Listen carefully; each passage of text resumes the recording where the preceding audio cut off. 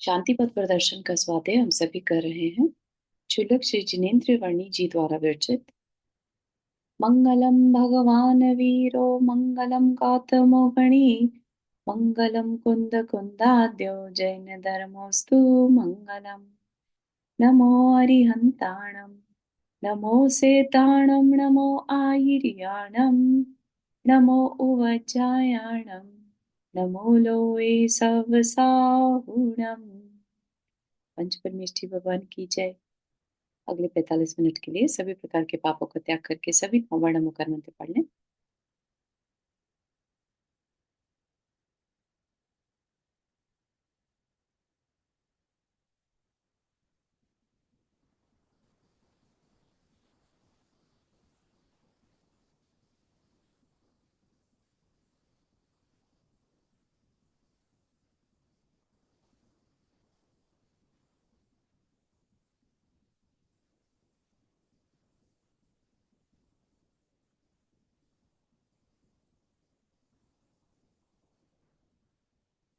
तो यहाँ पर हमारा जो विषय चलेगा है ना, बहुत मार्मिक भी है और थोड़ा सा कठिन भी हो सकता है किसी के लिए बहुत नया विषय हो।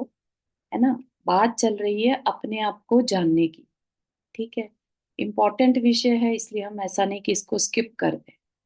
तो थोड़ा सा हमने पढ़ लिया था, लेकिन इसको रिपीट में डाल रहे हैं ताकि और क्लियर हो जाए। ठीक है, तो सात तत्वों की बात तो अपन बहुत आराम से कर लेते हैं। जीव अजीव, है ना, नाम अपन ने रट लिए। और कह लीजिए तो आश्रव संवर, अ, आश्रव बंध संवर निर्जरा, ये भी चार बहुत अच्छे से समझ में आ जाते हैं।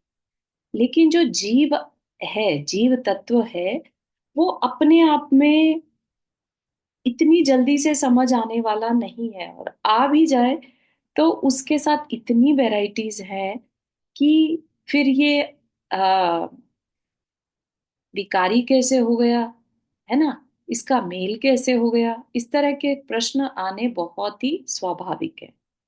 ठीक है, तो उन्हीं चीजों का, उन्हीं क्वेश्चंस का आंसर यहाँ पर किया जाएगा कि पहले तो मैं इनको पहचानूं कैसे।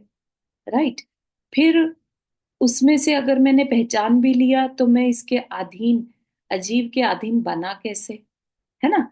तो इस तरह के जो प्रश्न हैं, वो हम जब सामान्य से सात तत्वों की चर्चा करते हैं तब इन इतनी डिटेल में नहीं जाते जितना यहाँ पर ले जाया जा रहा है। ठीक है, तो इसलिए बहुत ध्यान से सुनने की कोशिश करना।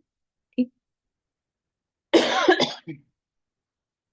तो क्या कहा, शांति पथ के अंतर्गत श्रद्धा के विषयभूत सात तत्वों में से जीव अजीव नाम वाले प्रथम दो प्रधान तत्वों की बात चलती है। ठीक है, बात हो रही है सात तत्वों की ही, लेकिन पहले दो की ही मेनली बात चल रही है। बाकी तो क्या है, बाकी तो कर्म का सब डिटेल्स है। राइट, आश्रव बन संवर निर्जरा मोक्ष। तो अगर पहले दो को समझ लिया तो सारा का सारा प्रोसेस जो है वो करना इजी है। ठीक है, फिर कहा दोनों तत्वों का रहस्यात्मक परिचय पा लेने के उपरांत कुछ प्रश्न स्वतः समक्ष आकर खड़े हो जाते हैं।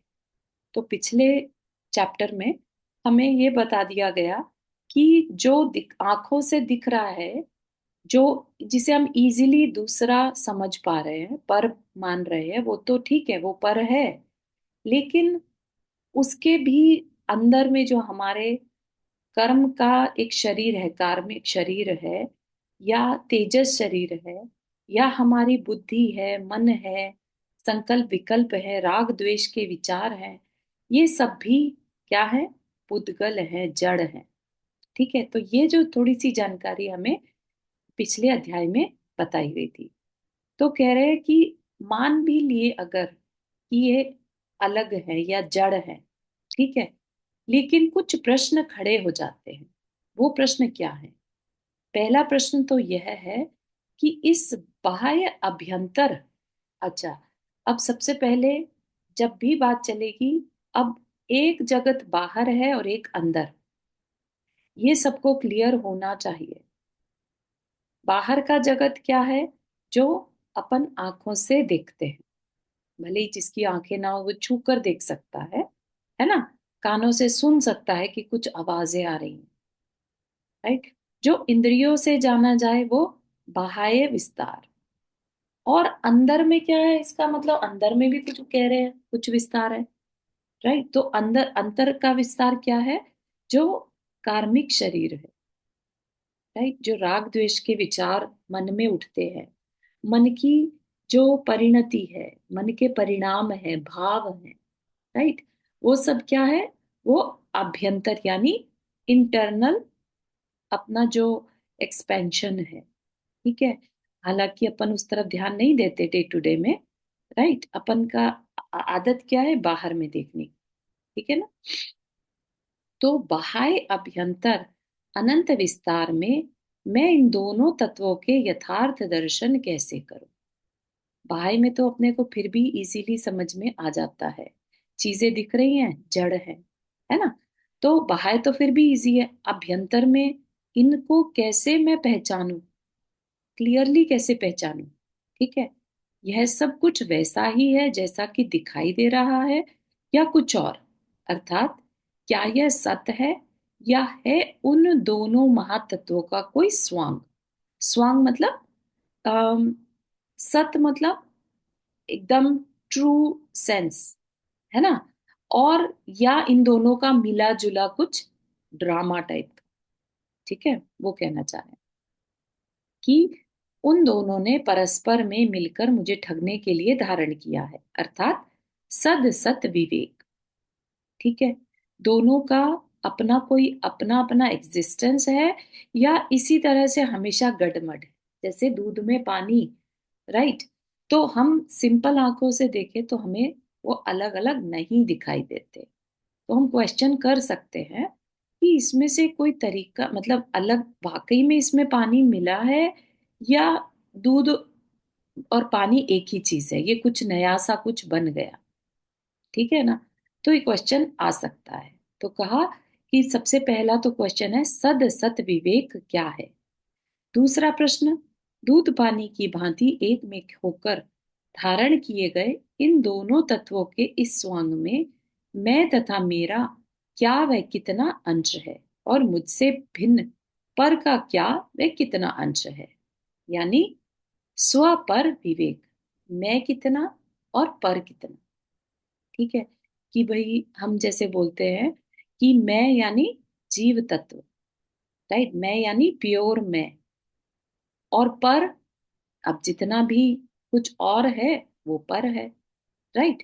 तो कह रहे हैं कि कितना अंश, ये कैसे पता चलेगा, ये क्वेश्चन भी उठ सकता है।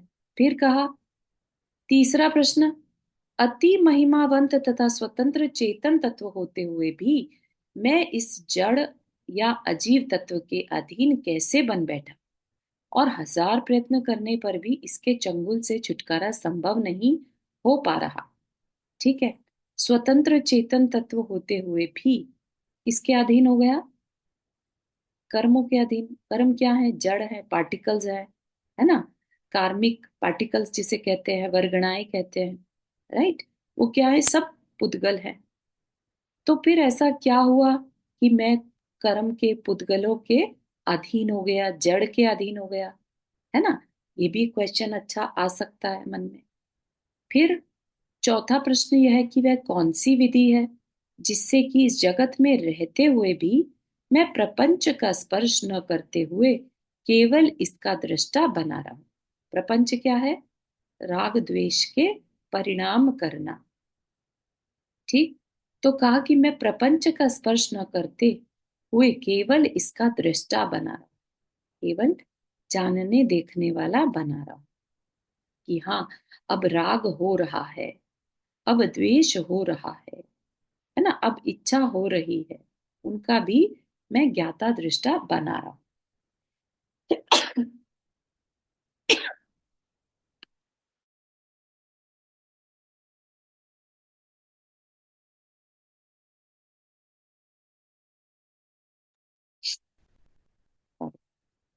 ठीक है।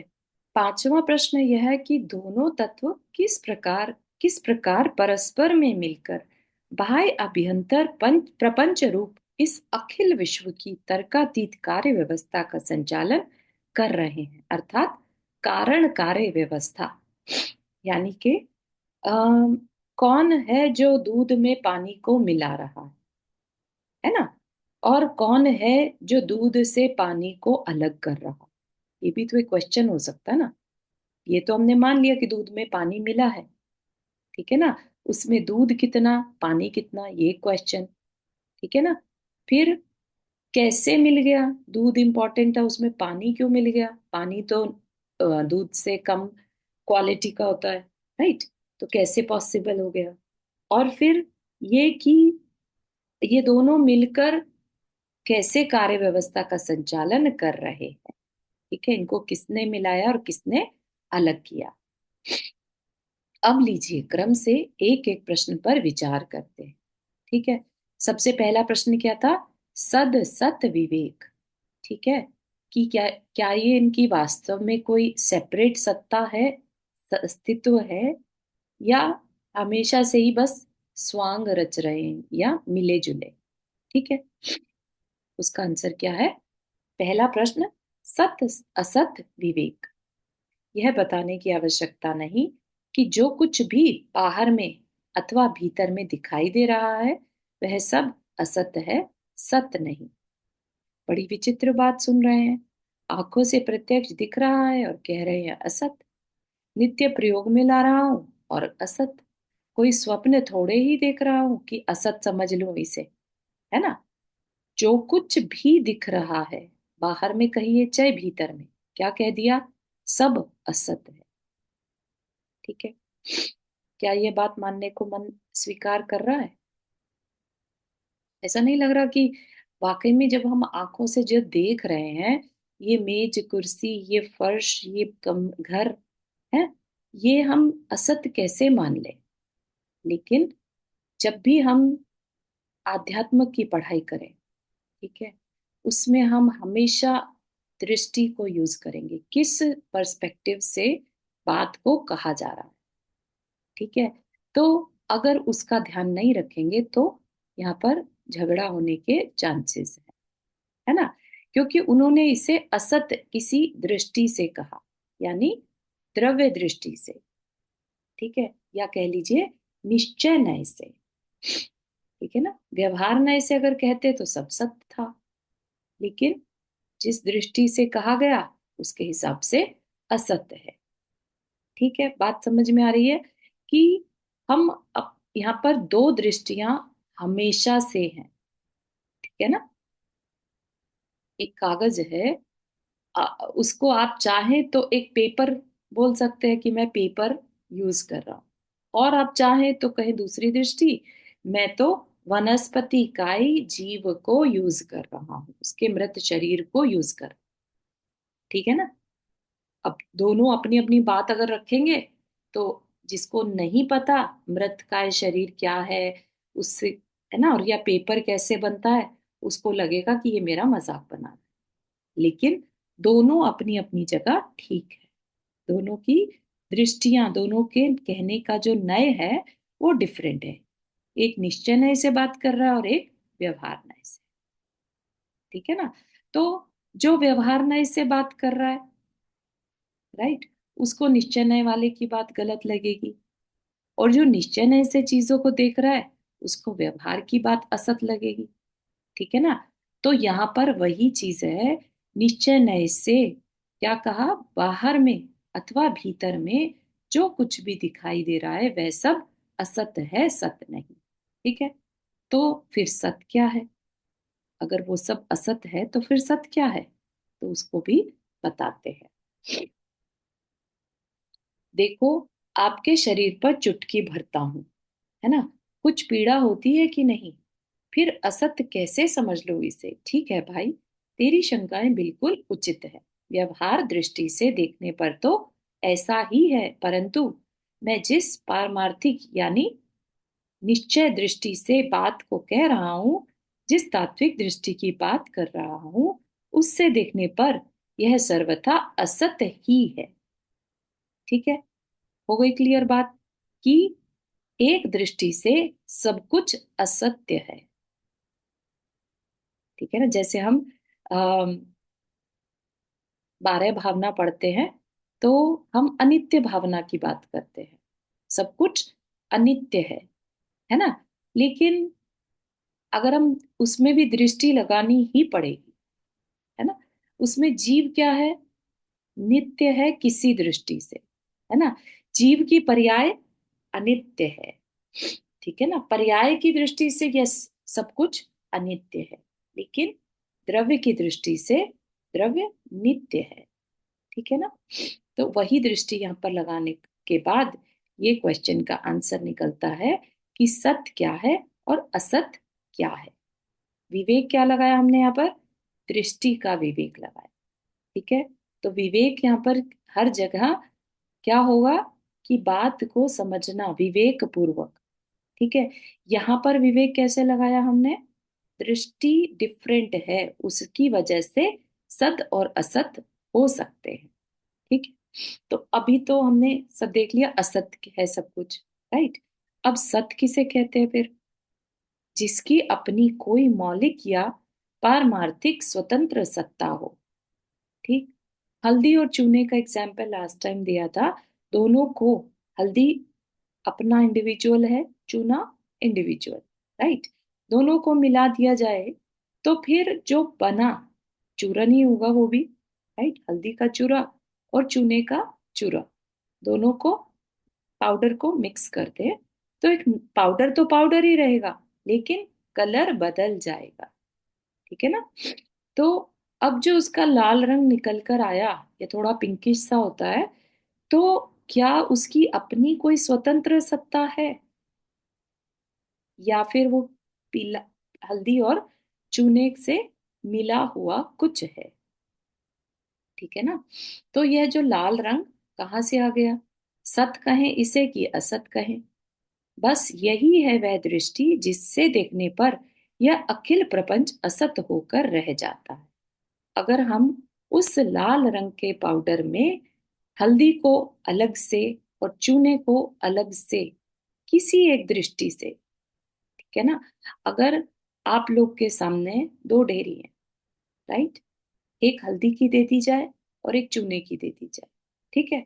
अभी थोड़ी देर पहले वो दो डेयरी थी, आपको कहा कि इन्हें मिक्स कर दो, ठीक है, आपने मिक्स कर दी। क्या आपके पास ऐसा कोई ज्ञान है जो उसे अभी भी अलग अलग हल्दी और चूना की तरह से देख पा रहा है, जान पा रहा है? देख तो भले ही ना पाए, लेकिन जान पा रहा है कि ये जो लाल रंग का अभी पाउडर बन गया है ना, ये वास्तव में हल्दी और चूने से बना हुआ है, और कुछ नहीं। तो आपके ज्ञान से पता चल गया, आपको पता था ये दो ढेरी थी, अब मिक्स कर दी, है ना। तो मिक्स होकर जो बना वो रियलिटी नहीं है, ठीक है ना। प्योर हल्दी और प्योर चूना जो था वो रियलिटी, ठीक है। तो बस ये बात अगर आपको समझ में आ गई तो इसी चीज को आगे यूज किया जाएगा, ठीक है। क्लियर हो रहा है ये बात, सत असत विवेक का? जितना यहाँ पर समझाया जा रहा है उतना ही समझने की कोशिश कीजिएगा। अपने जो, जैसा कि पहले स्टार्टिंग में बता दिया था कि पहले की अगर कोई भी नॉलेज है उसको साइड में कर देना। अभी बिल्कुल ब्लैंक दिमाग से अपने को ये शांति पद प्रदर्शन पढ़ना है, ठीक है ना।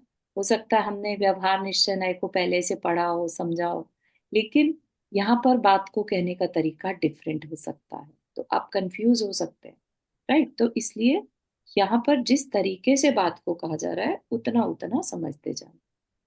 हाँ, कुछ कहना मत, चाहते हाँ मतलब ये हुआ कि ये जो अपना जो भाव है, अपने राग द्वेष जो भी इतनी इच्छा है, इनको अपन बोले कि वैसे तो ये अजीब है, अजीब है, वैसे तो जीव के साथ मिले हुए हैं इसलिए, पर जब अपन दोनों को अलग करने जाएंगे तब ये अजीब हो जाएंगे। हैं? हाँ, बिल्कुल यही सही, यही मतलब हुआ ना। बिल्कुल सही, यस। ओके, थैंक ठीक है, उसकी भी, उस पर भी आएंगे अपन आगे थोड़ा सा और, ठीक है। हल्दी और चूने के संयोग से उत्पन्न लाल रंग की भांति बाह्य अभ्यंतर यह सकल विस्तार भी वास्तव में मौलिक सत्ताभूत कुछ न होकर उनके संयोग से उत्पन्न होने वाली पर्याय, कुछ द्रव्य पर्याय और कुछ भाव पर्याय, है ना। जैसा कि अभी पूर्णिमा जी ने भी कहा, तो जीव और पुद्गल के मिलने से जो एक तरह का मेल हुआ, है ना, उस मेल से कुछ चीजें क्रिएट हो रही हैं, जैसे राग द्वेष, है ना। तो वो जो राग द्वेष के भाव हो रहे हैं, वो भी क्या है, असत्य है। ठीक है ना, वो भी क्या है, एक पहले तो पिछले चैप्टर में तो उनको जड़ कहा, अभी क्या कहा, असत्य है। ठीक है, क्योंकि यहाँ पर दृष्टि की अपेक्षा से बात को कहा जा रहा है।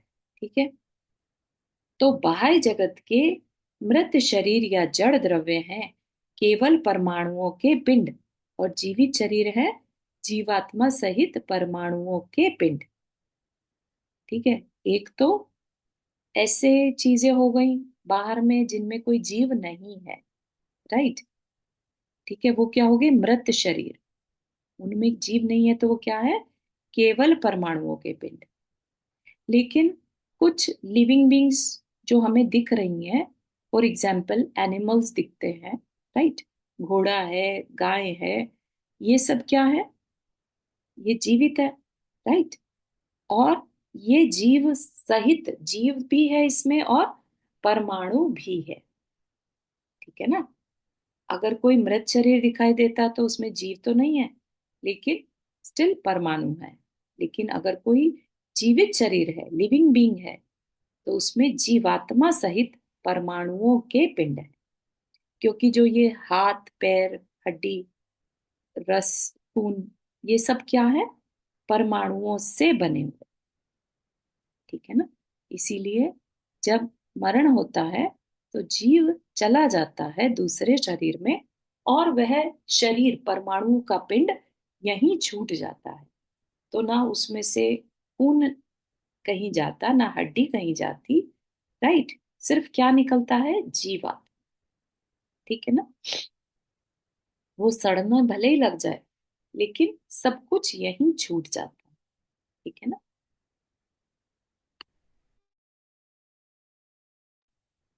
इसी प्रकार अभी क्या बताया था, ये बाह्य बाह्य जो दिखाई दे रहा है, तो वही चीजें दिखती हैं, मृत शरीर दिखेंगे या जीवित शरीर। ठीक है, इसी प्रकार अभ्यंतर जगत के बौद्धिक ज्ञान, जो भी हमने सीखा, मेमोरी बेसिकली, है ना, तथा मानसिक राग द्वेष है, क्या है, ज्ञान के साथ गे का संयोग हो जाने के कारण उत्पन्न होने वाले भावात्मक पिंड, मतलब परमाणु, वो जो पिंड ही है, राइट। भाव कैसे है, पुद्गल है, तो ये भी क्या हुए, पुद्गल पिंड। पर्याय होने के कारण सभी हैं उत्पन्न ध्वंसी, मतलब कि ज्ञान के साथ ज्ञेय का संयोग हो जाने के कारण जिस चीज को भी जाना जा रहा है, ठीक है, राग द्वेष है, जितने भी हमारी नॉलेज है, राइट, ये सब क्या है, जिन जिन चीजों को हम जान सकते हैं, ये सब क्या है, भावात्मक पिंड, यानी एक्चुअल फॉर्म तो है नहीं उनकी, राइट, भाव, इसीलिए कहा भावात्मक पिंड। और ये सब कुछ पर्याय होने के कारण अभी है और बाद में ना भी हो, राइट।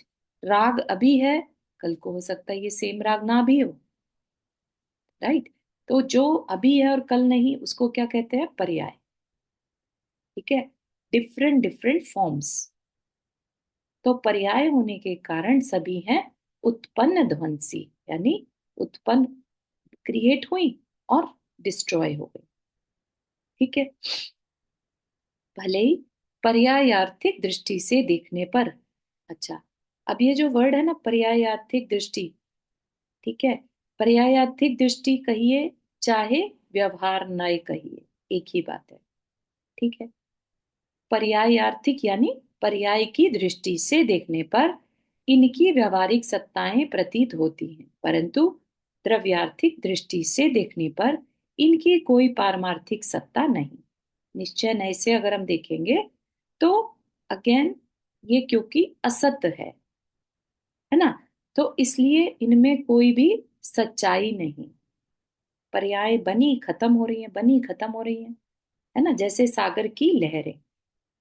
ठीक है ना, तो इनका कोई भी टिकना वाली बात नहीं है, इनकी क्रिएशन ही मूवमेंट पर है।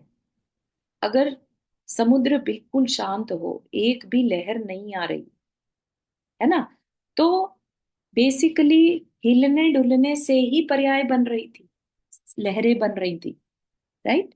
उनकी अपनी कोई सत्ता नहीं है। ठीक है, इसी तरह से जो व्यवहार है, राइट, पारमार्थिक दृष्टि से उनकी कोई भी एग्जिस्टेंस नहीं, इसलिए उसको असत कहा। जो आज है और कल नहीं, उसका भरोसा ही क्या, और सत्य कैसे कहा जा सकता है उसे, सत्ताभूत कैसे समझा जा सकता है उसे। जिस प्रकार सागर से भिन्न उसकी तरंग से की कोई स्वतंत्र सत्ता नहीं, इसी प्रकार जीव अजीव तत्व से भिन्न इस बाह्य अभ्यंतर जगत की कोई स्वतंत्र सत्ता नहीं। ठीक है, क्या कहा, अगर हम जितना कुछ भी दिख रहा है उसमें से जीव अजीव को निकाल दें, क्या कुछ बचेगा? नहीं, राइट। इसीलिए कहा जीव, अगर हम एक दृष्टि से देखें, जीव सेपरेट है, अजीव सेपरेट है, दोनों का अपना अपना अस्तित्व है। लेकिन हमें जो दिख रहा है वो सेपरेट सेपरेट ना होकर मिला जुला दिख रहा है।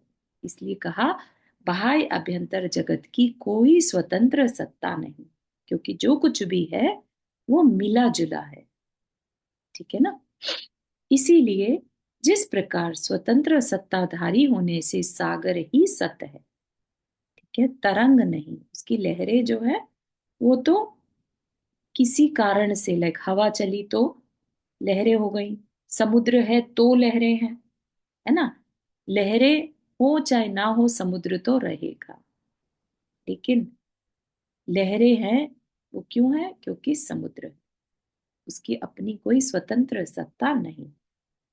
ठीक है, तरंग की अपनी कोई स्वतंत्र सत्ता नहीं है, वो डिपेंडेंट है। लेकिन सागर कैसा है, स्वतंत्र है, वो लहरों पर डिपेंडेंट नहीं। ठीक है, इसीलिए क्या कहा, जीव और अजीव तत्व ही इंडिपेंडेंट है, स्वतंत्र है। ठीक है, यह बाह्याभ्यंतर जगत जो हमें दिख रहा है वो स्वतंत्र नहीं है। बात क्लियर हो रही है? थोड़ा सा विषय हटके है, बाकी सारे शास्त्रों में आज तक हमने जो पढ़ा उससे डिफरेंट है ना। मुश्किल है थोड़ा हाँ विजुलाइज कर पाना, हाँ हाँ हाँ, भैया क्योंकि भैया। यहाँ लगा है जीव अजीव तत्व ही सत है, ये बाह्यांतर। अब जब आपने पहले कहा कि अगर जीव अजीव को निकाल दो तो कुछ है ही नहीं, हाँ, तो थोड़ा सा मुश्किल लग रहा है मतलब इसमें बात को विजुलाइज कर पाना। समझाने की बात कर रहे हैं कि सत्य क्या है और असत्य क्या है। ठीक है ना, ताकि हम झगड़े नहीं, हम किसी एक दृष्टि को पकड़कर ना बैठे, क्योंकि जिस अपने को, मैं पाना चाहते हैं हम, ठीक है ना, वो कौन से मैं को पाना चाह रहे हैं हम। ऐसा तो नहीं कि हम सोचे कि मैं जो हूं वो परिवार सहित मैं, या इस शरीर सहित मैं, या मेरी जो मेमोरी है ना उसके सहित मैं। ठीक है ना, तो उसके लिए हमें ये बाह्य अभ्यंतर जगत की बात बताई जा रही, कि जो कुछ भी है वो सब असत्य है। ठीक है, और जो असत्य है तो फिर हम किस पर फोकस करें, हम सत्य पर फोकस करें। ठीक है ना, जब हम सामायिक में बैठे तो हम सत्य पर फोकस करें और असत्य को सेपरेट देखने की प्रैक्टिस करें।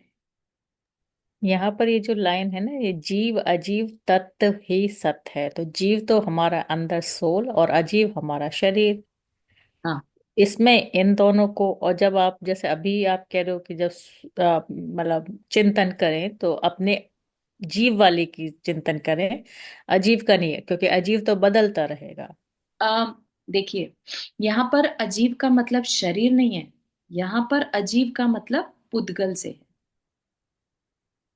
ठीक है ना? पुद्गल में ही एक जो उसका कैटेगरी है वो शरीर है। शरीर किससे बना है? परमाणुओं से। आहार वर्गणाओं से। हाँ, ठीक है ना? वो एक तरह के पार्टिकल्स है। ठीक है ना? उनसे हमारा शरीर बना है। वर्गणाएं होती है ना, हम्म। भाषा वर्गना, साउंड वेव्स, राइट? ऐसे ही कार्बन वर्गना। ठीक है ना? जब हमने शास्त्र जी पढ़ा था जैन जैन तत्वितीय, तो पता चला 23 प्रकार की वर्गणाएं रहती हैं, राइट? जिसमें से हमारे जानने में या यूज में कितनी, 5 मेन आती हैं। मनोवर्गणा, भाषा वर्गणा, आहार वर्गणा, और कार्बन वर्गणा, और एक और है वो ध्यान नहीं आ रहा है। ठीक है? तो ये वर्गणाएं को आप ग्रहण करो एज अ अजीब। श्वासोच्छ्वास। स्वच्छोश्वास वर्गणा होगा। एक बार तेजस, डबल चेक कर। तेजस है तेजस। नहीं, एक बार और डबल चेक करेंगे, 5 में से हो सकता है स्वच्छोश्वास, इसका ध्यान नहीं आ रहा है। ठीक है? तो जो वर्गणा वर्ड है उसे आप अजीब में लीजिए यहाँ पर। ठीक है? उस वर्गणा से शरीर बना, उसी में से ये कार्बन वर्गणा से कर्म बने, उसी में से भाषा वर्गणा से साउंड बनी, उसी में मनोवर्गणा से मन के विचार बने। ठीक है ना? तो वर्गणाओं को यहाँ पर अजीव लेना। तो जीव और अजीव तत्व ही सत है। तो जीव यानी सोल जो भी कह लीजिए, अदृश्य, राइट? और अजीव यानी जो वर्गणाओं की बात चल रही है। ठीक है? वो तत्व ही सत्य है। ठीक है? और उनकी अब मिली जुली जो बाहर में दिख रहा है या अंदर में है, अंदर में क्या है? मनोवर्गणा से मिलकर हमारा मन बन गया, राइट? कार्बन से मिलकर हमारा विकारी रूप बन गया, राइट? तो ये अभ्यंतर जगत हो गया हमारा। और बाहर में तो आपको जो समझ में आ ही रहा है। तो बाह्य अभ्यंतर जगत क्या है? वो सत्य नहीं है। Make sense? हाँ। या मीन्स थैंक जिसका यू। जो स्वरूप है वही सत्य है। मीन्स जीव का ज्ञान गुण है तो वही सत्य है। और पुद्गल का जो अजीव केवल या जो पुद्गल मानते हैं उसका उसका सत्य उसका है। बिल्कुल। तो तो अपना अपना खुद का जो गुण है वो सत्य है। बिल्कुल सही है। हाँ, जीव यानी जीव, और अजीव यानी पुद्गल कह लीजिए। पुद्गल। हाँ हाँ।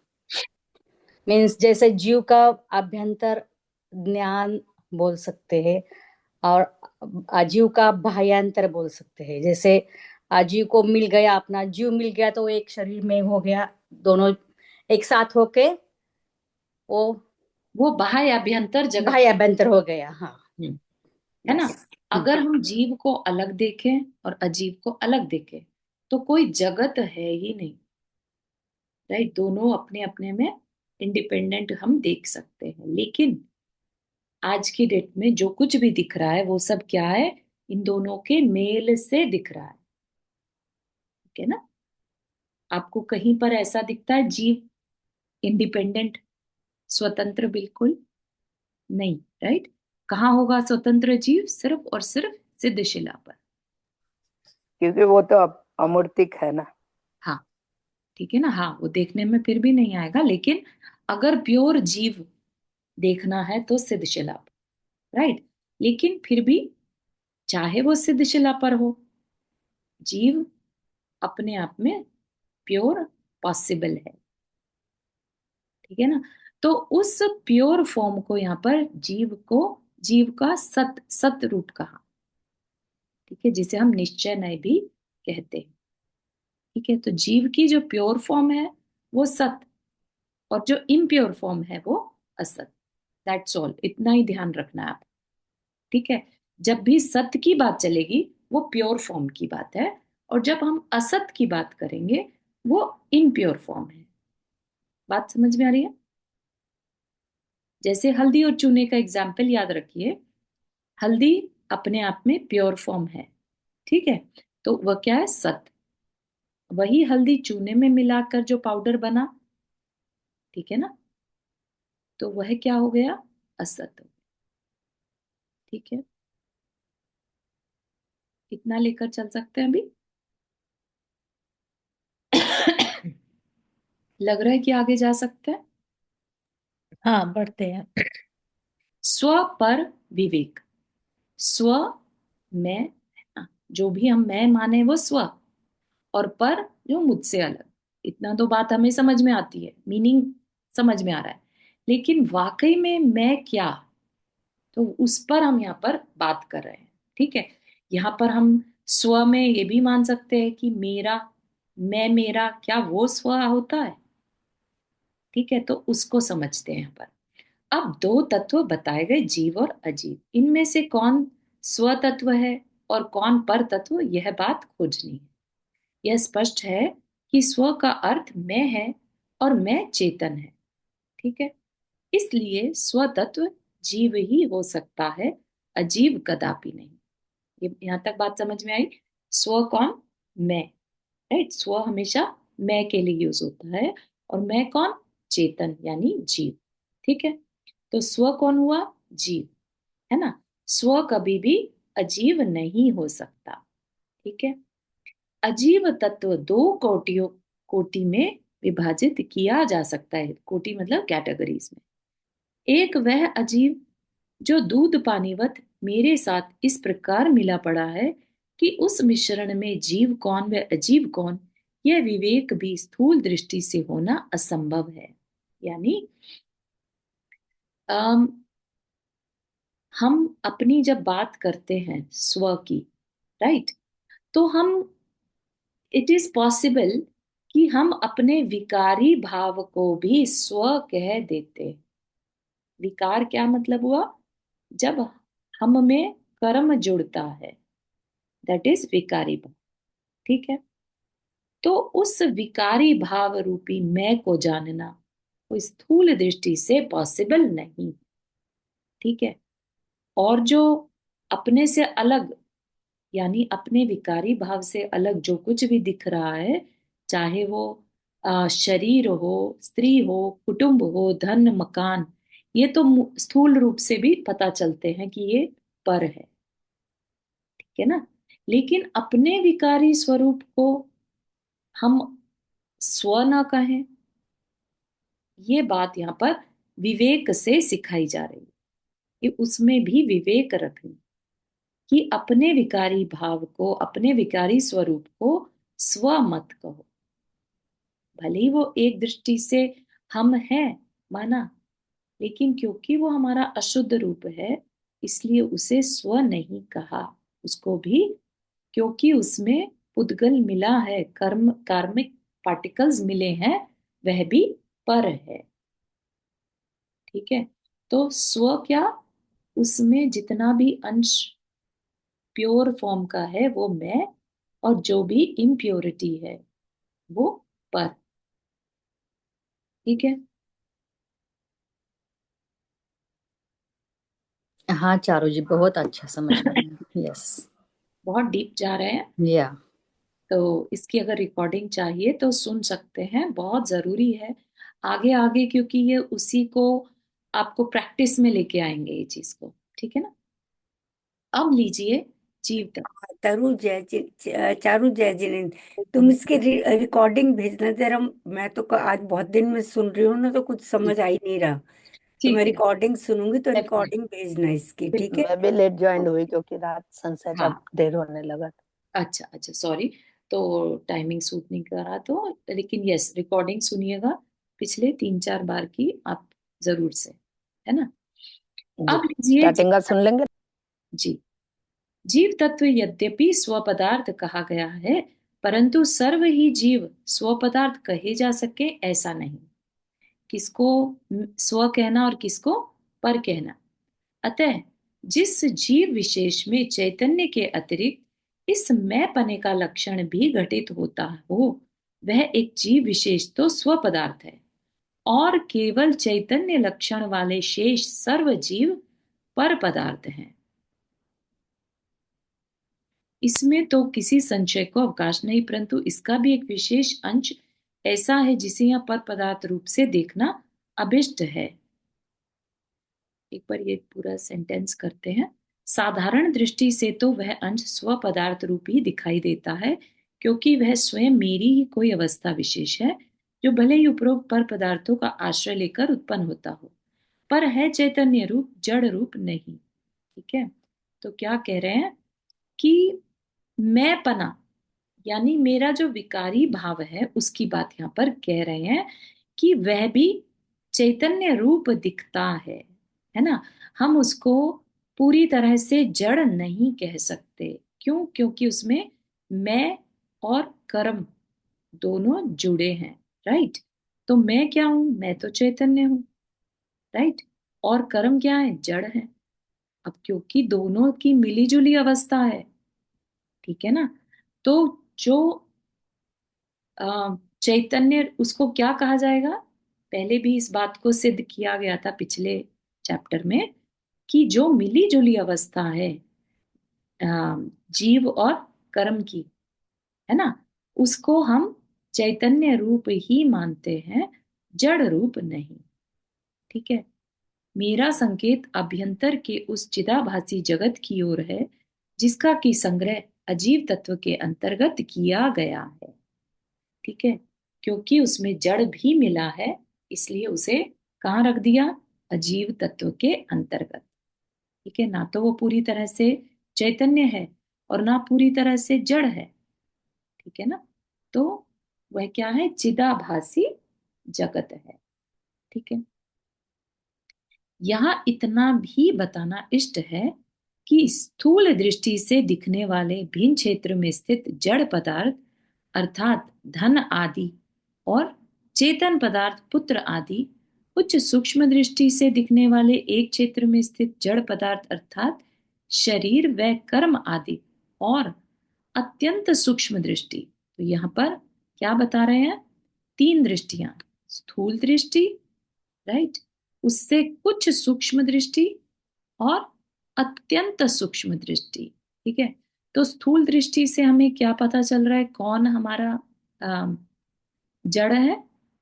जो दूसरे क्षेत्र में हमसे अलग, कुछ भी अगर हमसे अलग है तो वो क्या है? जड़ है। ठीक है, फिर सूक्ष्म दृष्टि से हम और भीतर गए, जो शरीर और कर्म है वो जड़ है, हमसे अलग है। राइट, अब अत्यंत सूक्ष्म दृष्टि से देखें तो अत्यंत निकट व तन्मय रूप से प्रकाशमान मन बुद्धि आदिक तथा नित्य निरंतर नृत्य करने वाले रागादिक भाव, इन सबको पर पदार्थ रूप से ग्रहण करना चाहिए। ठीक है ना, उसी बात का रिपीटिशन हो रहा है।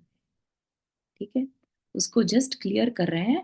तात्पर्य यह है कि सकल बाह्य आभ्यंतर विस्तार पर तत्व है। ठीक है, तो जो हमारा विकारी स्वरूप है वह भी क्या है? पर है। तो हम स्व किसे माने? तो जो हमारा प्योर फॉर्म है, जिसको हम सिर्फ और सिर्फ निश्चय नय से देख सकते हैं, हमें दृष्टि को बदलना पड़ता है। ठीक है ना, वह भी बात अभी बताई जाएगी कि उसके लिए हमें हमारे अंदर एक प्रज्ञा झैनी होनी चाहिए उस स्व को देखने के लिए, है ना। क्योंकि हमने क्या किया? यहाँ पर सब कुछ हटा दिया। जो स्थूल दृष्टि से दूसरा पर दिखाई दे रहा था, जैसे कि घर है जिसे हम कभी तो अपना कह रहे थे, है ना, लेकिन वो हमसे अलग है, तो वो सबको हटा दिया।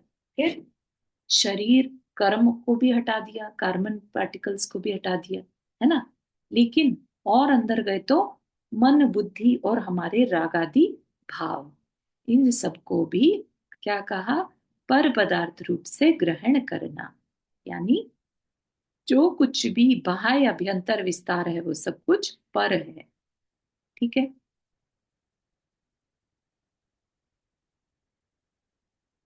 ये यहाँ तक पूरा कर लेते हैं। धन कुटुंब आदि तथा शरीर, इन पदार्थों को पर कहना तो बहुत स्थूल बात है, क्योंकि बिना परिश्रम के ही समझ में आ जाती है। चेतन व इन द्रव्यों की जाति में ही भेद है। चेतन यानी जो हमारा प्योर फॉर्म है, राइट, और इन द्रव्यों की जाति में ही भेद है। तीन काल में भी एक हो नहीं सकते। जीव शरीर आदि को जीव कहना स्पष्ट असत्यार्थ है। शरीर को अगर हम जीव कहने लगे तो कोई सेंस नहीं बनती, है ना। अध्यात्मवादी कभी भी यह कहना स्वीकार नहीं कर सकता, परंतु हम तो तुम्हें इससे भी कहीं आगे ले जाना चाहते हैं, वहां जहां की अध्यात्म का सूक्ष्म रहस्य छिपा है। ठीक है, बात समझ में आ रही है। यहाँ पर स्व किसे कहा? प्योर फॉर्म को, ठीक है, और पर किसे कहा? हमारी प्योर फॉर्म के अलावा अगर कुछ भी है। और प्योर फॉर्म क्या? देखने जानने वाला, ऑब्जर्वर। ठीक है ना। हाँ नंदा जी, आपने हाथ रेज किया।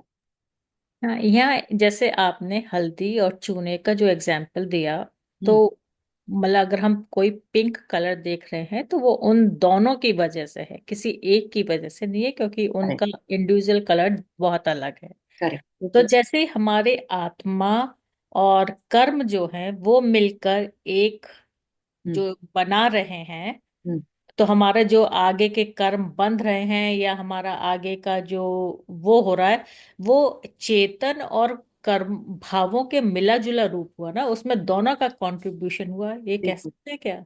बिल्कुल बिल्कुल ऐसा ही है। दोनों का कंट्रीब्यूशन होने से क्या हुआ?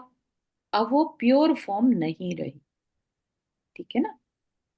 तो हम जैसे कहते हैं ना कि जब स्वाध्याय करो तो चेतन का ध्यान करो, अपनी आत्मा का ध्यान करो, तो आत्मा भी तो हमारे नए शरीर के लिए, मतलब जो भी नेक्स्ट वो होगा उसके लिए ताना बाना बुन रही है ना अंदर बैठ के। हाँ ताना बाना बुन रही है, लेकिन वो जो हमें जब स्व का ध्यान करने को या स्व के कल्याण की बात की जाती है, तो हम किसके कल्याण की बात सोचें?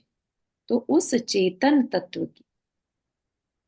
भले ही आज वो मिक्स हो गया, है ना, कर्म के साथ, लेकिन कल्याण किसका? कर्म का नहीं, चेतन का। ठीक है ना। अदरवाइज कोई कह दे कि हम तो चेत कर्म पर कल्याण करना चाहते हैं, इसलिए हम खूब बंद करते हैं, खूब आश्रव करते हैं। ठीक है ना। उससे क्या है? कर्म का अस्तित्व कंटिन्यूअस हमारे साथ बना हुआ है।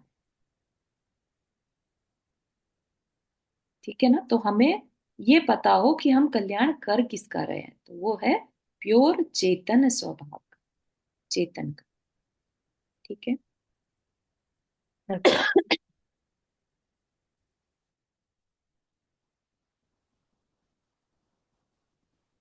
चलिए यहीं तक रखते हैं। आप एक बार और रिकॉर्डिंग को सुनिएगा, अगर कुछ भी क्वेश्चन है तो अपन उसको पहले अगले सेशन में फिर से उसको पहले देखेंगे और फिर आगे बढ़ेंगे, क्योंकि विषय थोड़ा सा हार्ड है, लेकिन बहुत इंटरेस्टिंग है, बहुत ज्यादा। आपको ऐसा लगेगा कि पता नहीं क्या ही पढ़ लिया, है ना। आगे इस फिर सामायिक करने में बहुत मन लगेगा। चलिए, जिनवानी स्तुति। जावानी के ज्ञान से सुझे लो कालो, सोवाणी मस्तक धरो सदा देत बूधो। हे जिनवाणी भारती तो ही जपो दिन रैन, जो तेरा शरणा गए सो पावे सुख चैन। नौ बार नमः।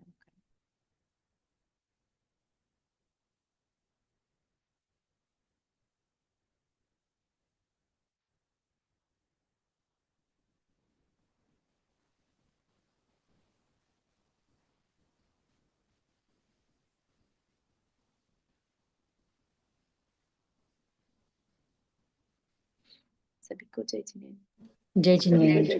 जय जय जय सभी को। जय जिनेन्द्र। जिन्हें सभी को। सभी को मेरा जय जिनेन्द्र। जय जिनेन्द्र।